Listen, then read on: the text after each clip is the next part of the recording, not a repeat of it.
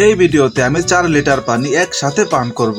আসসালামু আলাইকুম দর্শক, আশা করি সকলেই অনেক ভালো আছেন। আপনি কি কখনো ভেবে দেখেছেন যে 4 লিটার পানি যদি একজন মানুষ এক চুমুকে পান করে তাহলে তার কি অবস্থা হবে? তো আজকের ভিডিওতে আমি সেই এক্সপেরিমেন্টটাই করব যে আমার কি অবস্থা হয়। আমার তো মনে হচ্ছে তো সেই মজার মুহূর্ত যদি আপনারা মিস না করতে চান তাহলে পুরো ভিডিও জুড়ে আমার সাথেই থাকুন।